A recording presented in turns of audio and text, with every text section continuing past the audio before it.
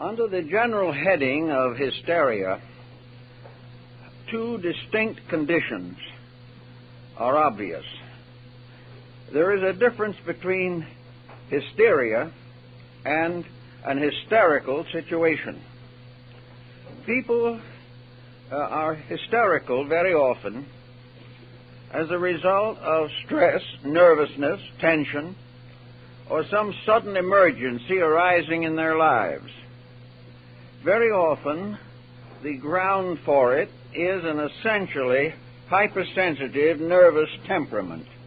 And everyone who has a nervous temperament should go to work on this a little, just to be on the safe side. How do we know whether we are nervous or not? One of the simplest ways, of course, is to study the irritation level of the individual. What does it take to bother you?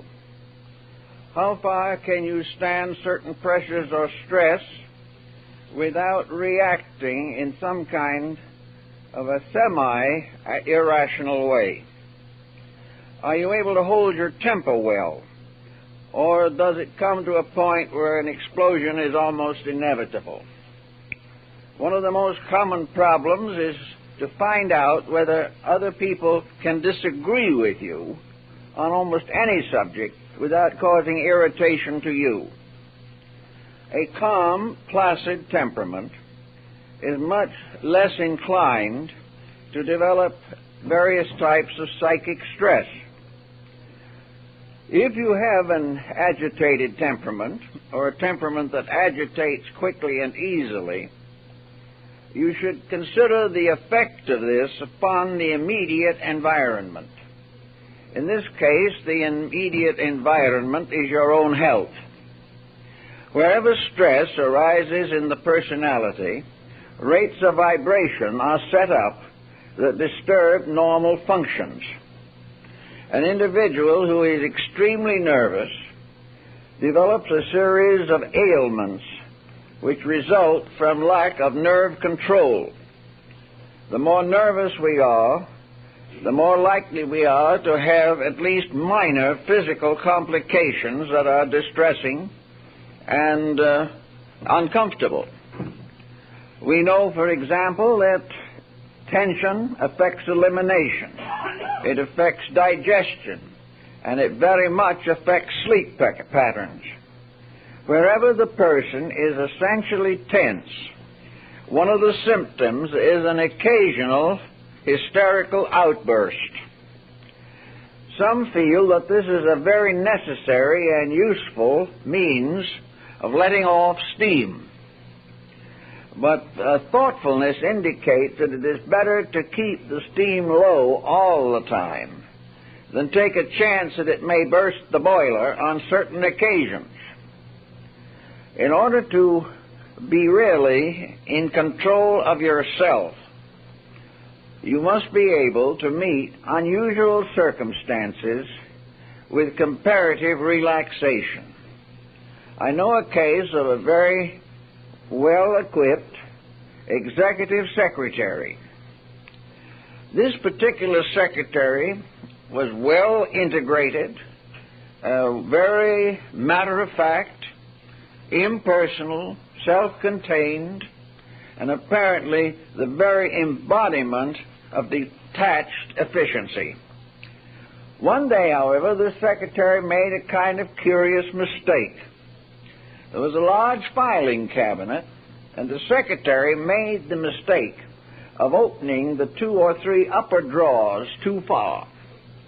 The result is that the filing cabinet started to tip over. It lost its balance point. The secretary managed to get it back on its proper basis, but had a practical nervous breakdown as a result of the incident. They had to go home and remain home 2 or 3 days to get over it. Now, it probably wasn't so much the tipping of the filing cabinet as it was the sudden realization that this matter-of-fact, purely business attitude which had been carefully cultivated, would not hold in even a small emergency. Behind it was again the pressure of a natural tendency to emotional distress.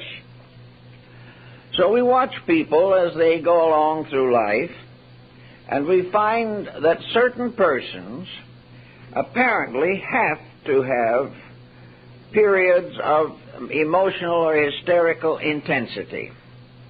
They seem to require the shock of letting off from themselves a static kind of electricity which threatens to become a serious issue.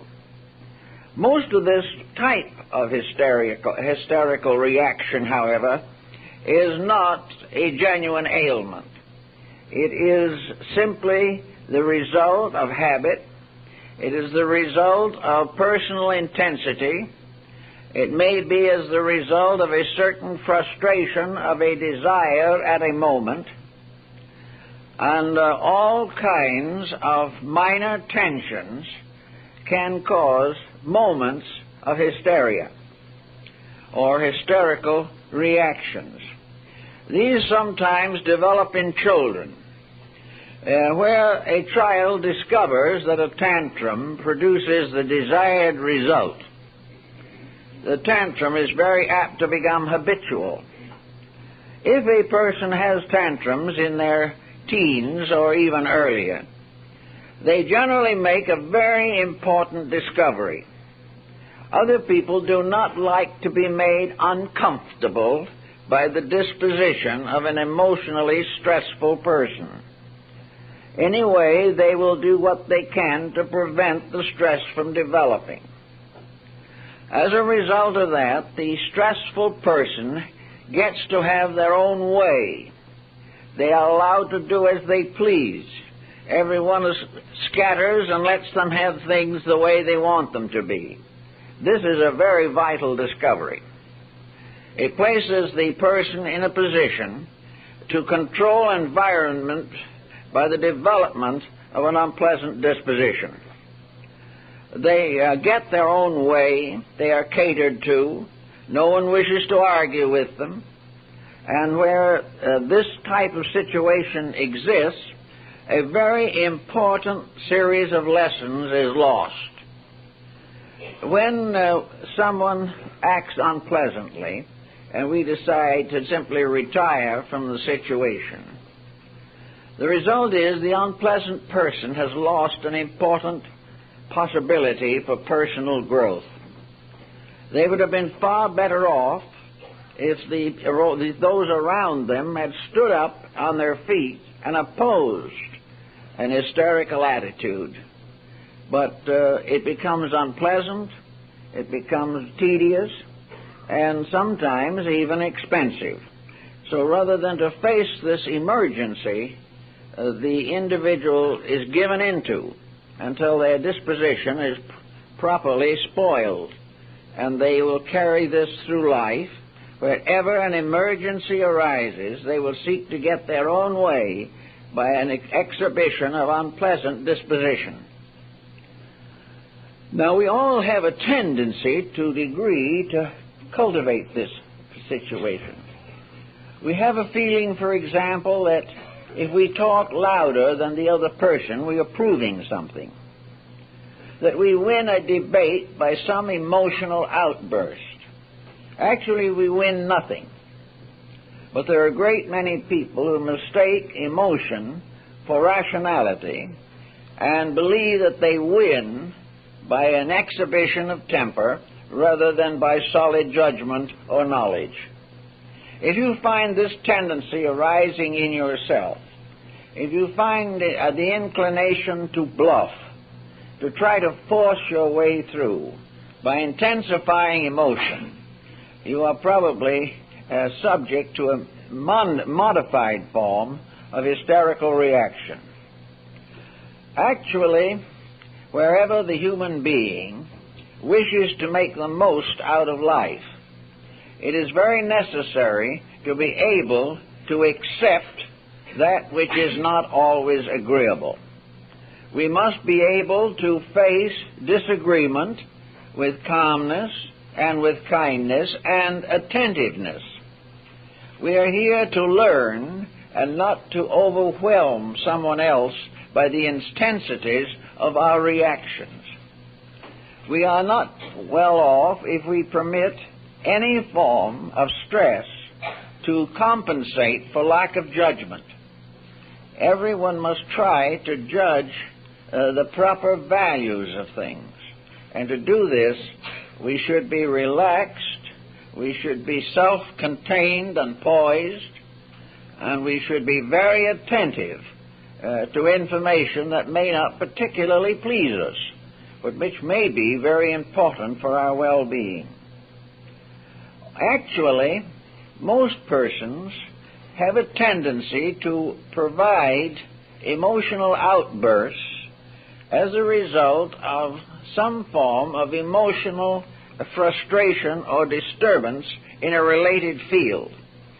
The individual who has no outlets, therefore, is very apt to develop hysterical tendencies. If we have good physical activities, if we are engaged in sports, in tennis or in golf or things of that nature, or we have interesting hobbies and avocational outlets, if we are able to keep the mind more or less concerned with constructive activities, there is very much less likelihood that we will become emotionally distressed. One of the avenues which shows this up clearly is the field of sports. The loser has to be a good sport. And if the loser loses his disposition and becomes unpleasant, he is a double loser. He not only has lost the sport, but he has lost control of himself. We take it for granted in a field of sport that the winner and the loser should be still friends, should recognize the circumstances, and not permit disappointment, chagrin, or mortification to interfere with a pleasant acceptance of loss. We have to learn this. Now, when we go out in the world where sports are not exactly as pleasant as they are on a tennis court or in a swimming pool, we also have to learn to be good sports. If we are a good sport, we will not have very much of danger of the hysterical reaction. It is wounded ego sometimes that causes it. It is the sense of defeatism, of chagrin, and actually it is resentment against a victorious rival. In life also, it can be a resentment against the failure to get what we want when we want it. A resentment that we are not able to keep up with other people. All kinds of chagrin can result in the gradual building up of this tendency to a reaction of hysterical proportions. Now, we have to study the human body a little bit in this, and the factors that are behind it. Behind the physical body of the individual, there is what is called an energy field. This is more or less a magnetic zone. It is an energy distributing area that corresponds with the maintenance of our vital resources. This field of vital energy is not actually a being in itself. It is this structure within our invisible natures which results in the manifestation of most of the physical body functions. It is responsible for the circulation of the blood, and it also maintains the magnetic content of the blood. It contains a nutritional factor, and if allowed to function in its normal way, this magnetic field is the basis of reasonable health. It is this field which supports and nourishes the body, just as food nourishes the physical body. Its magnetic field nourishes functions. It nourishes the invisible causes and sources of our visible activities. It is the basis of our feeling well, or are feeling ill. And anything that interferes with the distribution of energy through the body is almost certainly going to affect health and disposition at the same time. The magnetic field is almost entirely responsible for what we call disposition. It has to do with the attitudes that result from adequate or inadequate distribution of energy resources. The individual who is tired all the time doesn't have as good a disposition as one who feels better. The person who is constantly depleted in energies is likely to develop negative attitudes, is apt to become pessimistic, and lose control of the nervous functions of the body. If, therefore, we find a tendency to unusual fatigue, if we find that the body is not supporting us reasonably well, we have a series of possible solutions. One, of course, is nutrition, by means of which we provide the body with certain basic elements and chemicals and materials which it needs for the maintenance of its structure. But the magnetic field of the body makes use of the structure which is supported by nutrition. The magnetic field, more or less, functions through the level of the bodily nutrition. It is not the source of it, but it does use it as a bridge or means of getting into the physical consciousness or disposition of the person. Therefore, the nutritional side, building up physical resources, provides in due time a better field for the manifestation of the magnetic field. This problem of maintaining the magnetic balance is a very intricate one. It is this magnetic field which constantly recharges us and gives us the ability to work and do the things that are necessary. As in the case of an automobile, we put gasoline in the tank, but we still need the electric system. The gasoline in the tank is the nutrition. The electrical system is the magnetic field. Without either, the structure and function of the car is practically impossible. So having this combination in mind, we then have to consider how the magnetic field itself is affected in its function of protecting our health. As we know from the old records and from a great deal of ancient and more modern research, the magnetic field of the human being is a kind of envelope. It is a kind of egg-like structure, invisible, but surrounding the body with a field or aura of energy. This field or aura has a circumference, and that which is within this circumference forms a kind of pool of resource. It gives us the basis of our magnetic nutritional support. Now, this particular field is vulnerable in several ways. Magnetic energy is very largely under the control of various pressure-making mechanisms within us. If, for example, the physical body is allowed to run down, then the flow of magnetic energy into the body is impaired. Now, where an impairment of this kind occurs, we also sometimes have a byproduct that is unpleasant. If the energy cannot flow properly through the body, it may break out in various areas and parts with conditions that are malefic or evil. It may create growths and things of this nature because it cannot function properly through the structure of the body. When the magnetic field is blocked, of course, the immediate reaction is loss of vitality. There is a kind of loss that is not to be compensated for by nutrition alone. The individual tries to eat more, may eat rapid energy foods, particularly carbohydrates, in an effort to regain this sense of well-being. If he is very, very foolish, he will attempt to do it with alcohol. But this again only results in further depletion and further destruction of the magnetic resources. Actually, the only way in which the magnetism flowing into the body can be maintained properly is when the channels for its distribution are kept in a healthy condition. Now, these channels react very definitely to attitudes.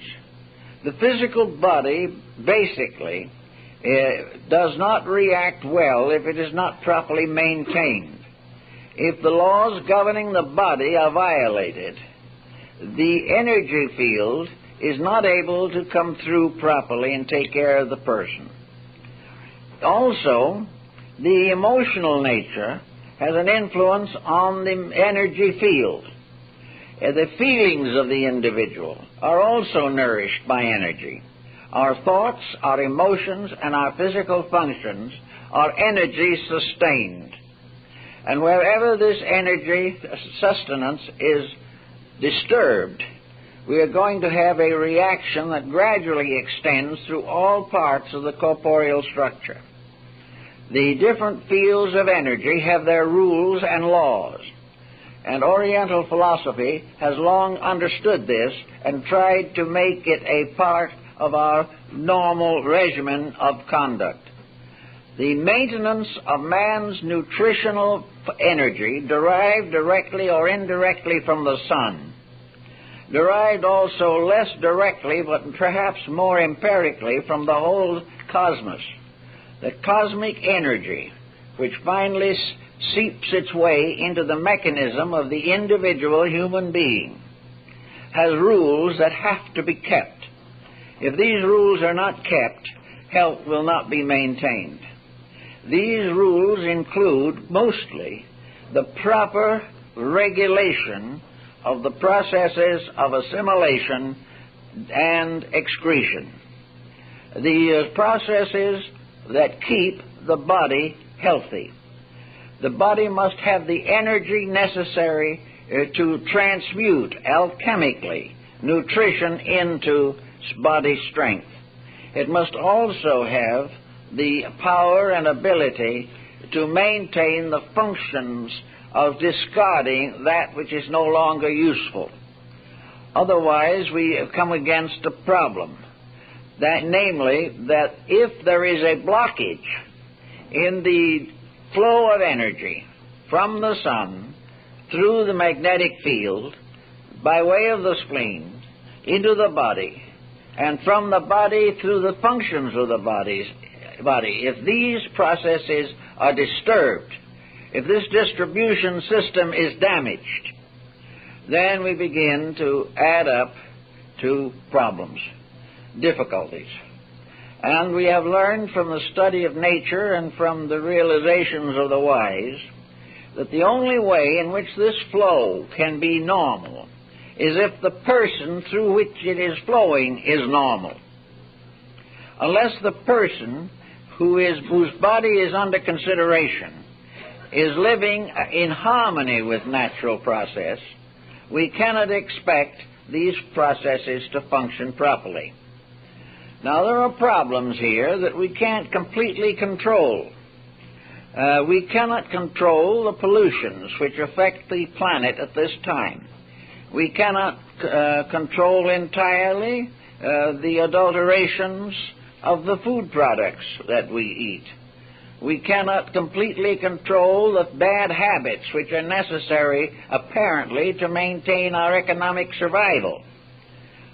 And we cannot control the endless irritation arising in our relationships with other human beings, either intimately personal or collectively social.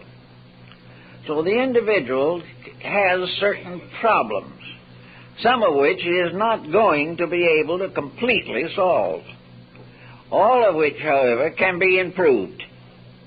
And this improvement really represents a careful estimation of what we must do to retain the rhythm of relationship with natural energy resources.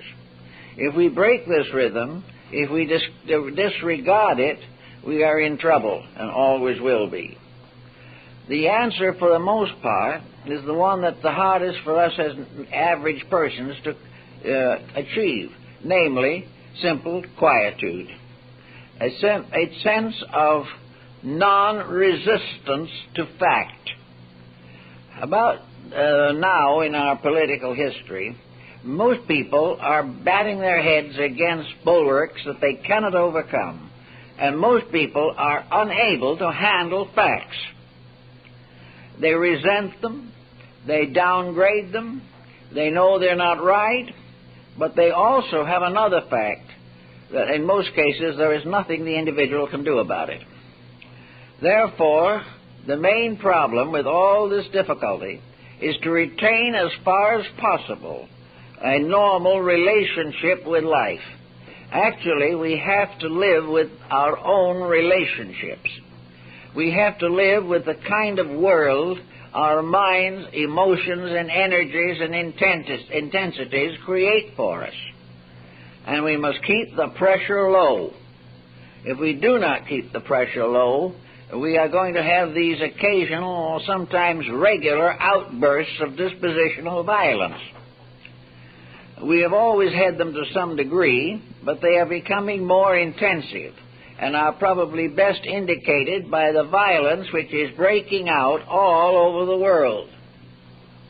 Violence that is represented by murder, by all kinds of crime, by international discords, and by a continuous development of irritations. Today, it is almost impossible to find a country that is not dramatically irritated about something. And it's hard to find an individual who is not irritated about something. Now, irritation is an irritant. It is not a force for good. Any stimulation that seems to come from irritation is false. The individual is therefore gradually undermining himself and deflecting from its proper purposes the energy of the sun upon which he must live. He is therefore taking this energy and abusing it to maintain his grudges, rather than using it to develop the resources of his own nature.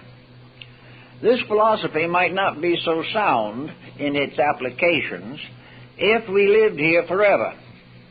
If our physical existence in one life was to extend for 2,000 or 3,000 years, there would be another type of point to consider. But with only a comparatively moderate span of life, the possibility of a solution of the major problems which concern us, this possibility is very slight. Instead of trying to solve them by a head-on collision, the best thing that we can do is to relax and try to plan and devise as rational and intelligent a method of handling these problems as is possible to us. Where we don't know how to do this, and where we cannot achieve some form of control over our own reactions, we come to these hysterical outbreaks. We come to the point where we can't take the stress any longer. Something has to give. In politics, this ends in riots, ends in civil war, ends in rebellions. And on another level, it ends in the disruption of our economic, industrial, and even our agricultural systems.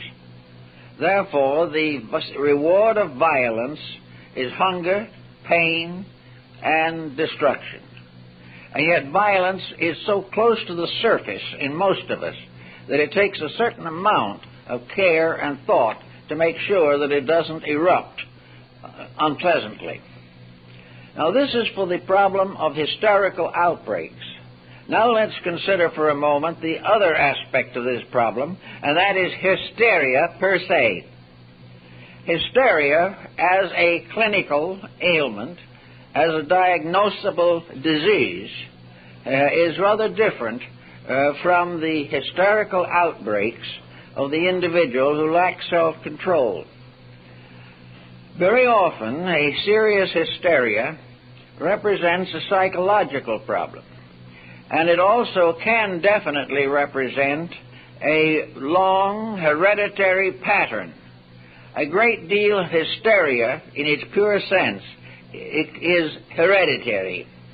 It is not necessarily carried forward through the bloodstream, but it is carried downward through the psychological integration of several generations of forebears.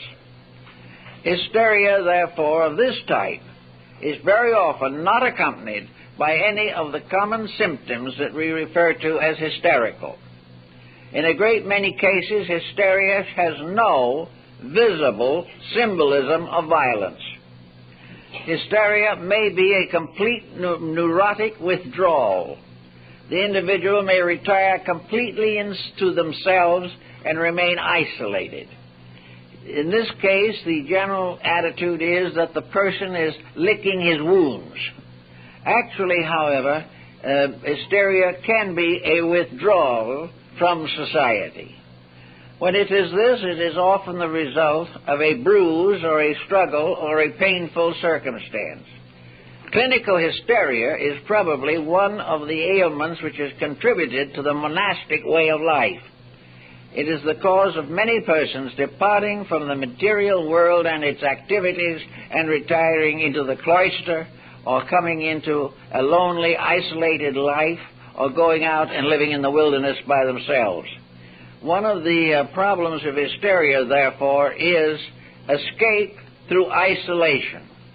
Now, this escape through isolation does not necessarily mean that the person recognizes that he is directly running away from something. He simply finds that his nervous system, his sensitivities, and his sensibilities are such that almost every material contact hurts him. He finds that instead of being able to cope with things, he is bruised, he is disillusioned, he is disappointed. And as the condition extends itself through his life, it finally can reach the point in which the person is disillusioned in everything, even in himself. This type of complete withdrawal is a very difficult type of ailment to face or to work with, but it is something that has to be considered from a psychological standpoint.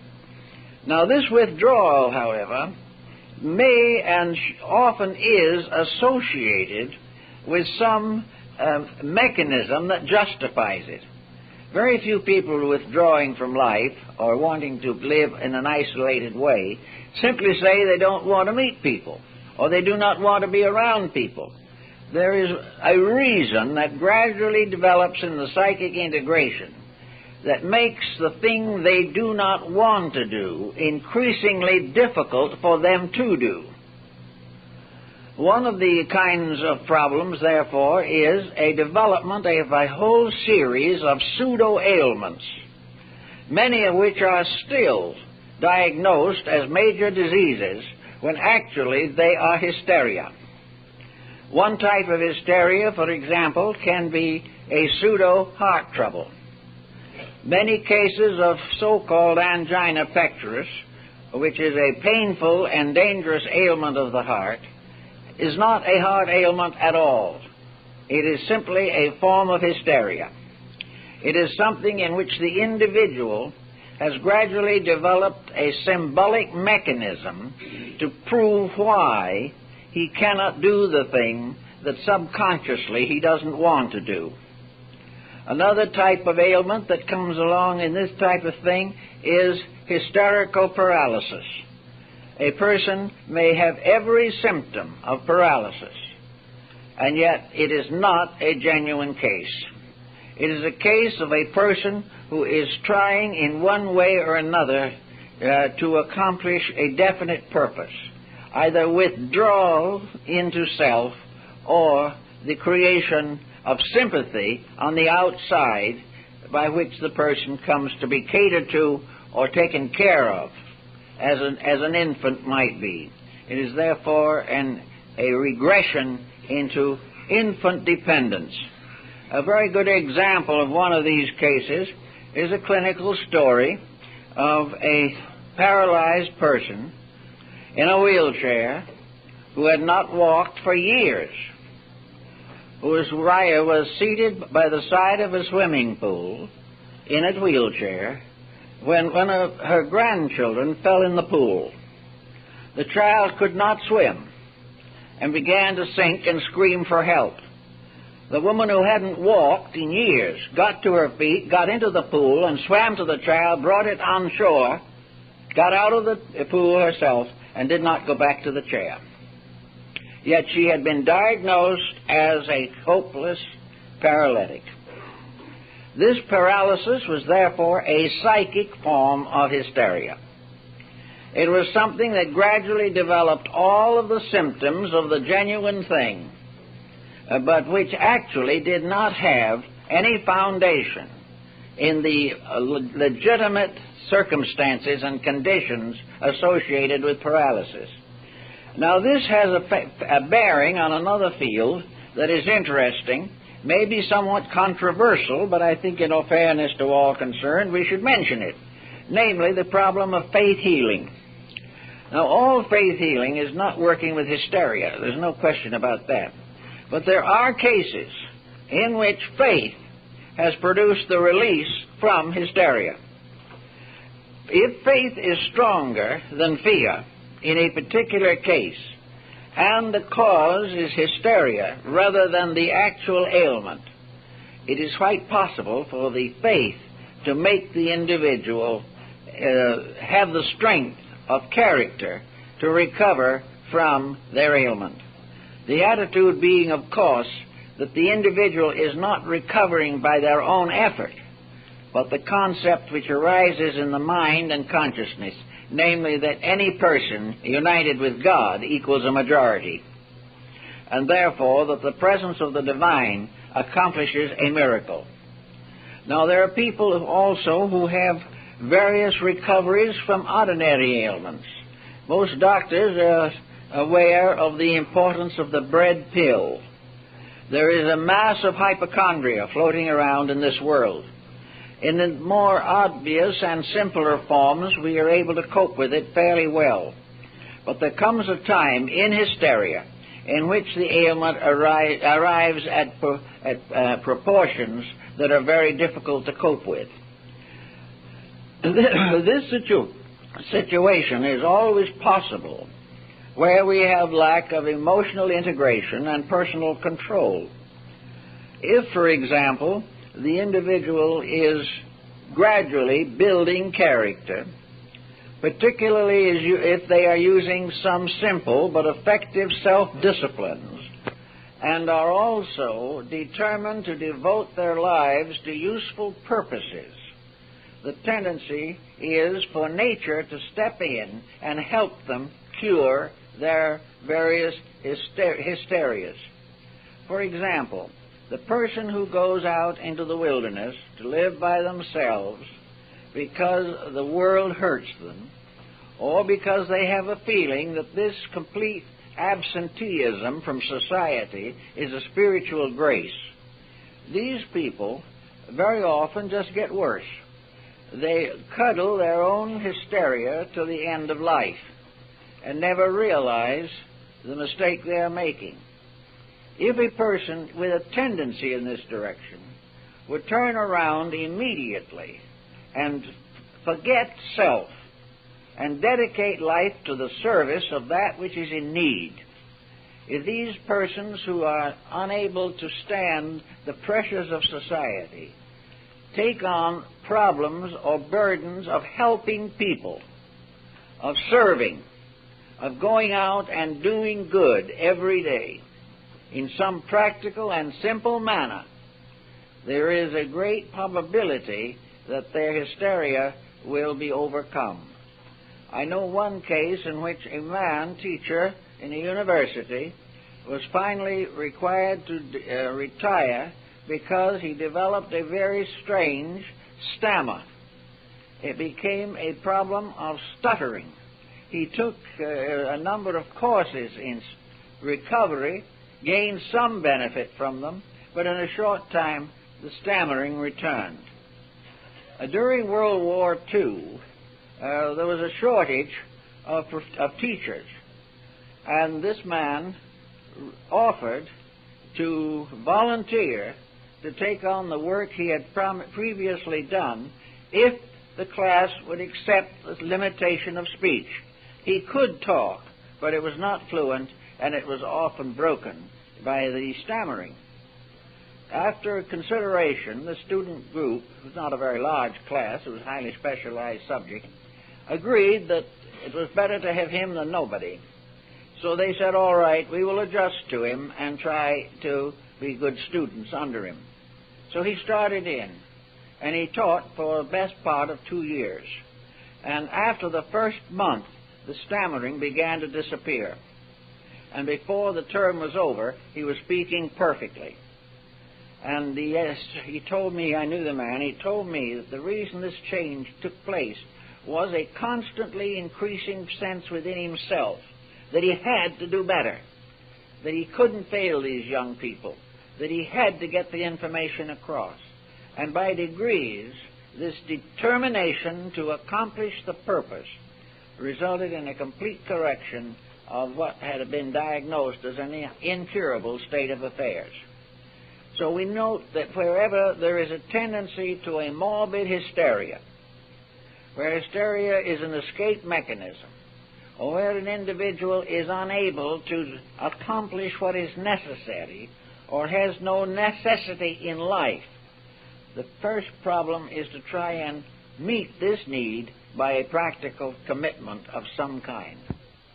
One problem, of course, that is not generally recognized is the fact that parents, when their children are grown, generally find their lives are less important. They have done their job, the birds have flown and are building homes of their own, or they're out in the world making their way, and the parents become more or less free. And I suppose we may say that freedom of this kind is a principal cause of hysteria. Hysteria is something that generally comes along where, as the old saying was, the devil finds something for idle hands to do. And the person who has no dramatic drive, who may have been fairly busy, but may be a little sorry for themselves most of the way. Parents raising children find it a mixed blessing.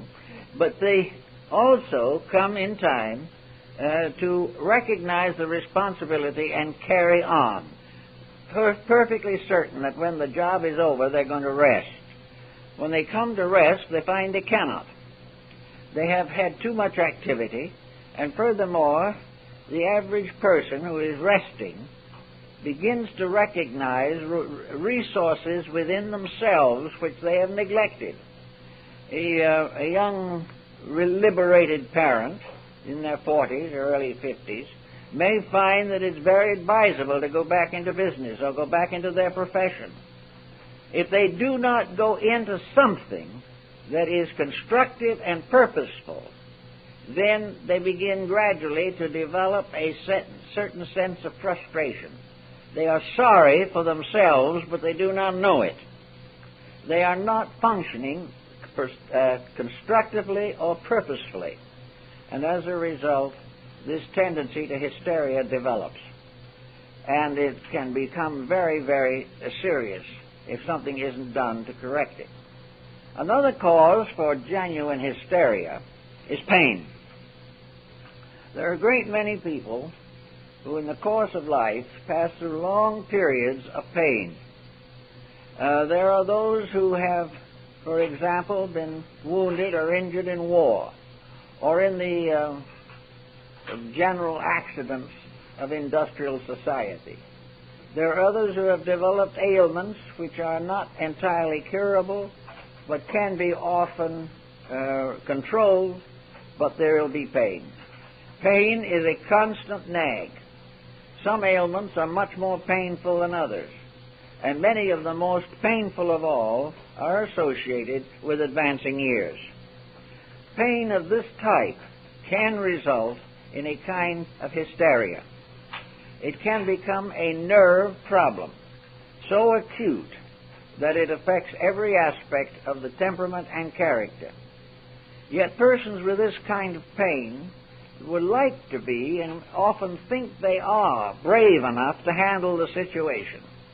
They do not want to admit it. They do not want to wish it on their friends. They do not wish to be hampered and to become objects of pity. Yet this pain goes on, and if it is secreted, held within, and lived with over a period of years, it can result in some type of hysteria. Now, hysterias are not always in the form of ailments. Hysterias can be in the form of addictions or in the form of dedications to unusual or peculiar services in life. One of the outlets for hysteria has always been religion, because in religion the individual comes under the pressure of a tremendous power of suggestion. And many hysterical persons or genuine cases of hysteria are benefited by religious allegiances. They also very frequently carry with them activities. The religious dedication may lead to the ministry. It may lead to various social problems. It may cause the individual to take part in world plans for the benefit of the sick, the poor, or the troubled. And in religion there is a field of service. And in this field of service, the tendency to hysteria is markedly reduced. It is the outlet that prevents the individual from simply living constantly mindful of his own aches and pains. Therefore, if a person has any kind of a physical disability that is uncomfortable or humiliating or a rhythmic source of self-condemnation or self-pity, such an individual should most certainly find an outlet, should not pause at all until they are able to extrovert their inner tensions. Now, this extroversion is something that various people try to approach in different ways. Generally speaking, a release from hysteria must be involved in some kind of a direct physical activity. We must channel this energy. We must take this magnetic substance which is coursing through us and give it a proper outlet. Therefore, hysteria is seldom corrected merely by a voluntary mental statement. It is seldom corrected simply by listening to others or becoming converted to something. The true solution lies in the development of an energy activity which reopens and restores the flow of the magnetic forces in the human body. Therefore, the individual who wishes to give their lives to a religious purpose will find it very wise to find some religious outlet in which they are busy, in which they are physically involved, that their time is in use, that they are definitely doing something useful, something they're proud of themselves. Otherwise, the therapy will not be what they have hoped it would be. Another cure for hysteria, if you can find the way to work it, is in the case of improving personal knowledge.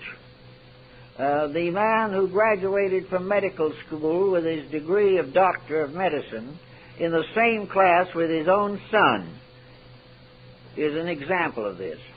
A person who has reached an age of liberty and freedom, yet was not fulfilled.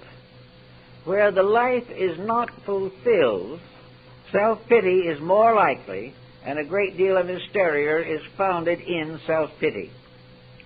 So if other factors are not conducive to security or release, the individual can advance an educational program, taking on subjects that he was unable to complete during his earlier years. He can go every day, he can earn a degree, or he can go without credit simply by going. He can take up languages, he can take up art or music, whatever his own personal life seems to need. But he must have something. He cannot solve it simply by sitting down in front of a machine and listening to someone else play music. he must become involved. He must become one of those doing it, even if it's done very amateurishly. There are cases of musicians whose music is never beautiful except to themselves. But it is that which is the important part. It is the satisfaction of self-expression. This is very, very important. Now, other types of hysteria sometimes result from a repetition of unhappy incidents. A person who has a series of bereavements, and this seems as though an ill fortune or an adverse fate was dogging their footsteps. A person who, having found happiness and security, had it suddenly taken away from them. The sudden loss of that which is important is very often involved in hysteria, especially if this loss is one of companionship. Those who have gone through this experience can, and very often do, feel a certain sense of heartbrokenness. They are never going to be able to recover from the loss. They are going to always remember the tragedy, and in the course of life, most people manage to accumulate 2 or 3 tragedies, so that this pattern, once it's established, can cause the person to escape or deny participation in life. Where this happens, there is always a great danger of hysteria. Another problem that we are now beginning to realize and have not noted sufficiently in the past is that the treating of hysteria can often contribute to it. The individual who is under these various pressures may, in some instances, seek help and be medicated. Now, a medication for hysteria or for hysterical outbreaks is a very uncertain way of handling the situation. It is known, of course, that there are a great many neo-psychotics who are on medication constantly, and as a result are able to return to society with reasonable success. These cases we are not going to dwell upon too much, but I'd like to point out that where medication can accomplish these procedures, there is always the possibility that the protection given by the medication temporarily could gradually invite the patient to the correction of the cause in himself. But if the cause is, as frequently it is hysteria, the hysteria itself cannot be medicated, only the symptoms. Therefore, if the person is the condition they're in because of a very basic dispositional or temperamental deficiency, this has to be considered in its own right. For example, there are a great many young people who in this day and age develop either superiority or inferiority complexes. The inferiority complex can sometimes be bolstered up, but the superiority complex is an extremely difficult thing to live with, not only for the person, but for all around them. The individual who really feels that they are destiny's darling and have been frustrated all the way along very often develop definite hysteria and actually become involved in what are now considered to be pathological symptoms. The person with an inflated ego who cannot accomplish their purpose will have the tendency to develop hysteria. Now, the reason for this is very simple. The will to be, the desire to be, the conviction that one can be is grouped at one end of a situation. At the other end of the situation is a personality that is incapable of fulfilling those pressures. The individual is, in their inner life, a magnificent example of superiority, but in daily living is more likely an example of inferiority. They are not apparently able to do anything important.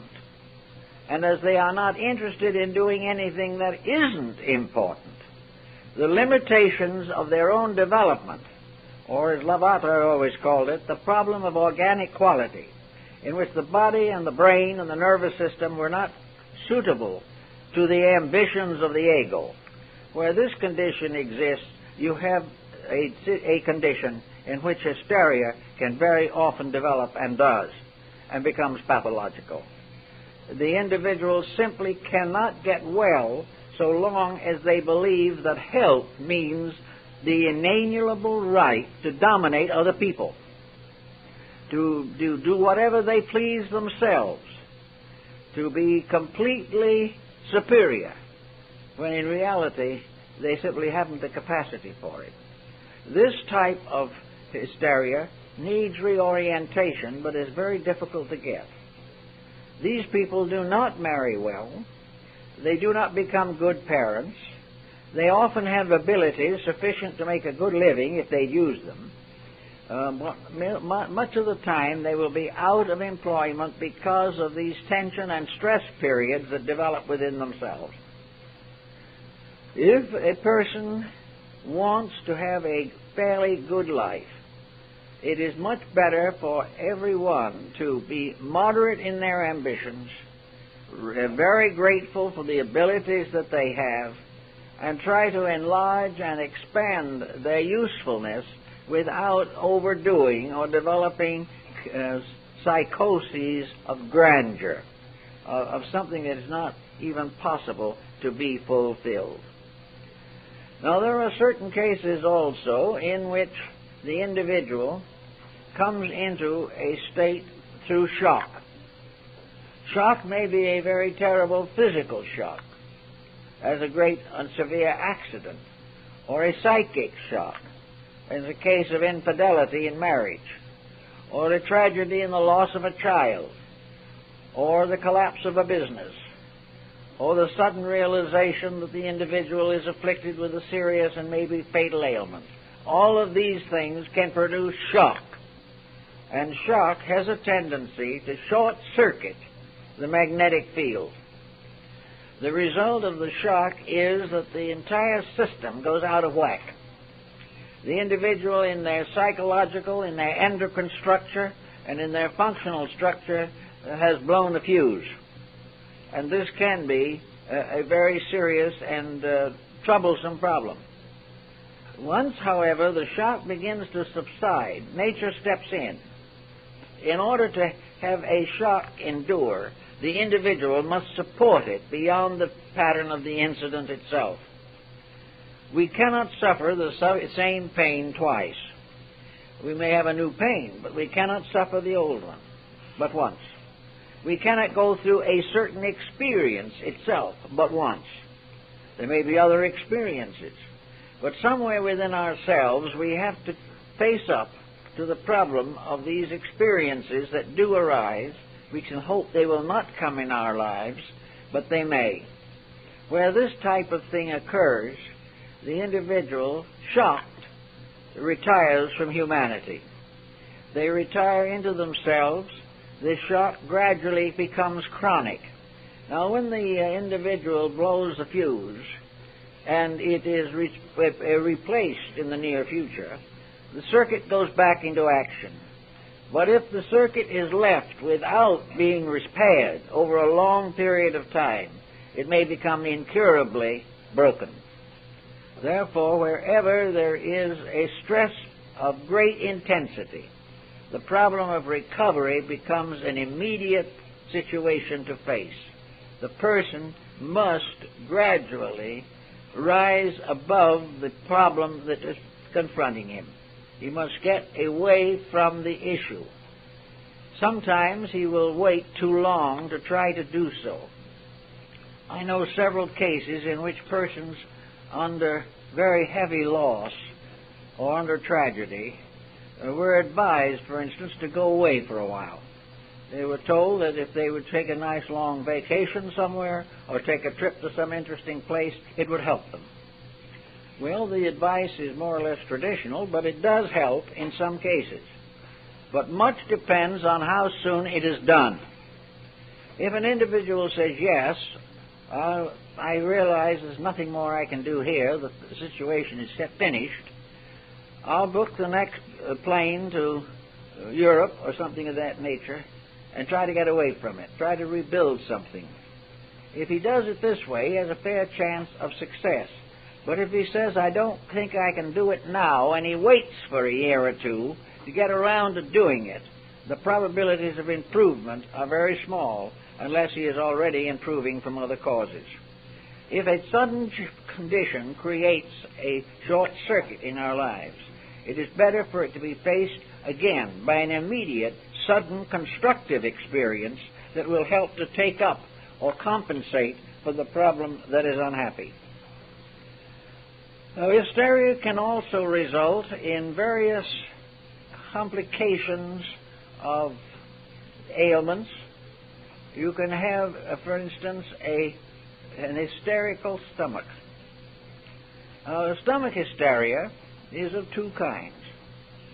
One is the chronic type that arises from the fact that the nervous system, in its symbolism, has fixed upon the digestion and the stomach as a particularly weak area in which it can release its intemperances. A person who is finicky in food, who develops all kinds of antagonisms towards foods, will develop sometimes hysteria if forced to eat foods that cause this attitude. One of the most common reasons for that is dieting, where a person, in order to accomplish a medical or medicinal diet or a cosmetic diet, is forced to live largely on food that they object to. This type of food usually will not digest well, and the result is irritation in the stomach and the possibility of ulceration. Of course, on the other hand, shock or stress will cause a sinking feeling in the solar plexus, which is related to the stomach and digestive system. And in some simple words, hysterical outbreaks injure digestion. And by so doing, they badly unbalance body chemistry. As a result of a bad dispositional outburst, the entire digestive, assimilative, and excretory systems are adversely affected. The more nervous, the more excitable, the more tense the person is, the more he's likely to have problems of elimination and digestion. Now, most people today complain of this type of problem, and a great number of persons are using various artificial means to improve elimination.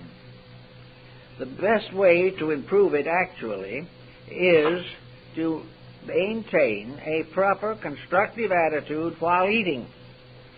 If an individual carries a grudge to the dinner table, he's going to regret it. The Chinese found that out a long time ago. They also found out that the meal wasn't improved if the cook had a grudge. And while we are not sure that the purveyors of TV dinners have grudges, still, perhaps the indifference, the complete commercialization, the lack of thoughtfulness, the lack of individual involvement in the preparation of these prepared foods may have an effect upon their digestibility, regardless of the quality of the merchandise, which is incidentally likely not to be too good. But the person who is irritated, uncomfortable, and unhappy will have stomach trouble, will not be able to eat properly, will have erratic eating habits, and will have poor elimination, and will be worried to death about everything, their children, their world, and all about it. It all sets into a pattern. The individual who enjoys his food is far less likely to be an hysterical person, simply because he finds relaxation and the digestive processes go on unimpaired. The moment we impair a function, we begin to defeat a disposition. The moment we defeat a disposition, we use the magnetic energy of our invisible electrical equipment unwisely. We begin to pervert energy. The perversion of energy can do all kinds of things. One problem we're having now is the problem of what happens in an accident where we are having atomic or neutronic research. We know that the nuclear waste is endangering the planet. Now, with our own little way of life, we have nuclear waste also inside of ourselves. Wherever we use natural forces unwisely, we are doing the same thing that humanity is doing when it is using universal energy to create an instrument of destruction. Destructive attitudes have their energy wastes in our bodies. These wastes wind up and develop into toxins. And the more toxic we are, the more subject we will be to some type of hysteria.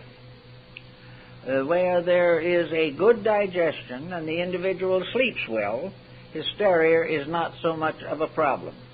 This brings sleep into focus. One of the most interesting problems of sleep is that it can be a defense mechanism and it can be an escape mechanism. The individual may retire into sleep to avoid the world. He may retire into sleep to restore the body, which is its most natural and proper usage.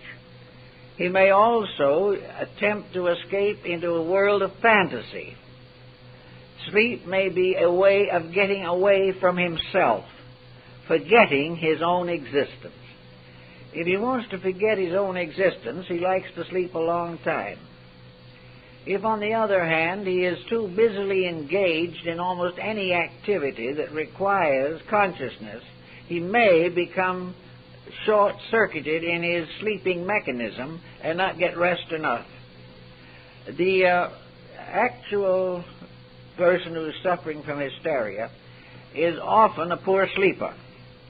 He has problems of rest which have not been solved. He may go to sleep, but he will wake up tired and unrefreshed. He will find difficulty in getting back to sleep, and then the awful thing happens. The individual begins to think. And by the time he has thought his way through every impossible situation that might arise in his conscious life, by the time he has remembered every misery he ever went through, and becomes ever fearful of the outcome of his present undertakings, he is really in a sad way. To meet this emergency, we have the famous aspirin remedies by the millions. And the sale of these indicates, beyond doubt, that a very large part of our population does not sleep well. And that does not mention the group that are under medical sleeping aids, but simply those who are trying to get away from the pressure of the day. Now, sleep has a good answer to many problems for us. Much concerning sleep and rest is involved in what happens an hour or two before you go to sleep. The last part of the day, the hour or half hour before you hope to sleep, should be in some way an invitation to rest. It can be good music. It can be a good book read for a time. It can be good thoughts. It can be plans for better things to do tomorrow. It can be reminiscence over the joys of life, or a very devotional attitude of gratitude to the world, to God, and to our friends and family for the many benefits that we enjoy. All the things that go ahead of the sleeping period should be constructive. And everything that has to be held in abeyance because it isn't so happy should not be involved in sleep. A great many reports are coming in of the detrimental effect of television programming on sleep. The individual who just finishes a program with 4 or 5 murders in it and then tries to go to sleep is apt to find that his nervous system and his temperament in general is not able to handle the conditioning of the film. Actually, we try very often to condition people constructively in psychoanalysis. But when we are confronted by persons who spend 6 to 8 hours a day being adversely conditioned by entertainment, we have very little chance of catching up with the evil that is done by uncontrolled, unregulated entertainment. It is just one of those things. We carry into sleep the fantasies of the screen or the tube, and as a result, we have a bad case of insomnia. Now, other ways of helping insomnia, of course, is to realize that usually we sleep because we're tired. Your neurotic is tired all the time, but only mentally and emotionally. They do not have adequate physical exhaustion or fatigue. Therefore, physical activity, well disciplined but adequate, is extremely useful in producing the pattern of sleep and wake which is proper to the individual. Consequently, a life in which there is a reasonable amount of physical activity is more or less necessary. Another problem that confronts a great many people is the ever-increasing problem of finance. How to meet and cope with the inflationary cycles that are disturbing us at the present time.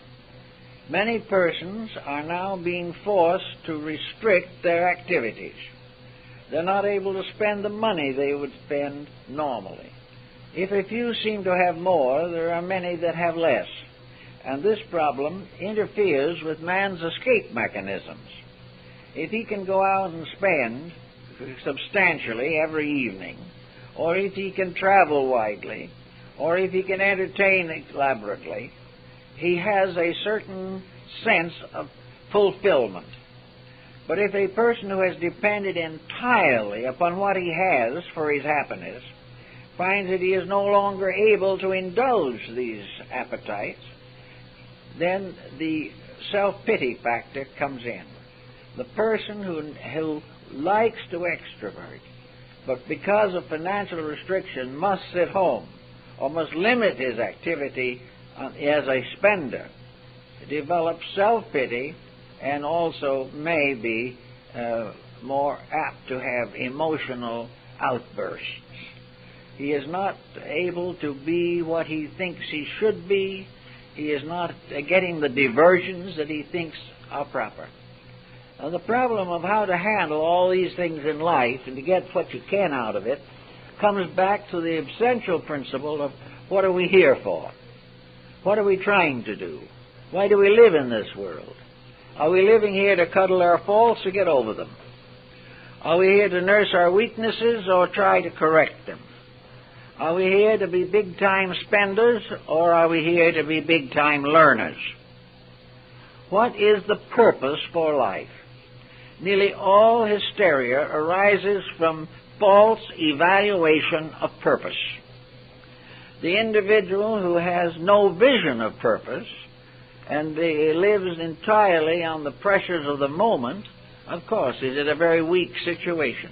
If these pressures become excessive, he's in serious trouble. But our real problem here is not to nurse our weaknesses. It is not to be always remembering the disasters of the past.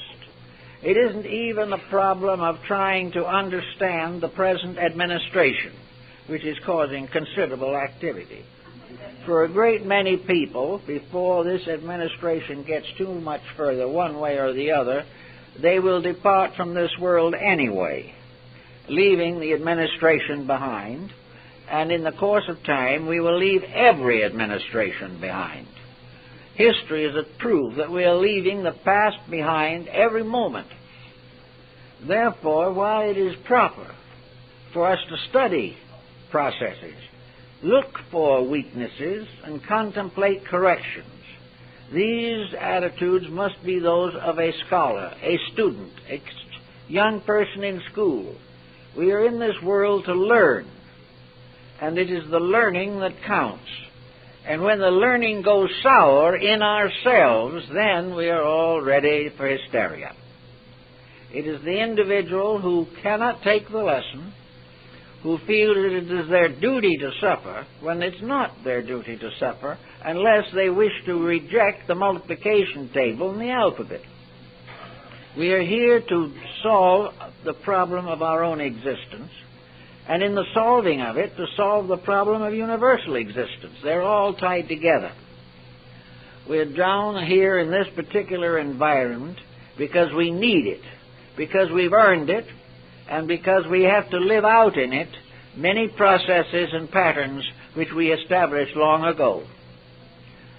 If we were born into this world as a neurotic, and a lot of people are, or if we have a congenital hysteria, it means we have brought with us a load of unfinished business. It means that we were a failure before, or at least were not completely successful. And if we do exactly what we did before, we will stay in hysteria throughout the present life. If, however, we are tired of what we came with and decide that it's better to do something about it, we are not only getting ourselves out of the present emergency, but we are curing the larger pattern which we brought with us. There's nothing that we can do in this world that is as valuable as the proper use of the equipment with which we have been endowed. We all have a whole group of values. We have a mind which is capable of being worn out, tired, miserable, sick, and disillusioned, or a great idealistic opportunity for beauty, for wisdom, for knowledge, for the searching out of values. We have emotions that can make us hysterical, can make us hate everything that we do and everyone that we know. And we also have emotions that have created great music, great art, great literature, and a world of splendid creativity. We have a body which is more or less a tired, worn-out thing by the time we get here. It would seem as though we carry a body that carries in it all the karma of a delinquent world, that we are part of a descent of bodies that have been more or less deformed and defaced by generations of heredity. We do not come here, into a beautiful, perfect body. We come into a body that we've got to take hold of. If we leave it as a fragment of a great descent of biology, we have to live with that. But if we find this body needs a little work, and we get to work and do it, we gradually transform this body into a magnificent instrument of enlightened purpose. It becomes our link with our world, our link with humanity, our link with our neighbor and ourselves. Through the body, we see our own inner life reflected out into the environment in which we live. Hysteria and hysterical outbreaks all result from mistakes in the handling of these situations. They result in the individual not learning, even from repeated experience. They result from an individual not recognizing his needs and his weaknesses. They show a lack of dedication, and they show a lack of unselfish affection and friendship. They're all forms of selfishness of some kind. They're all self-centeredness. They are all regrets over the mistakes rather than plans for the correction of them.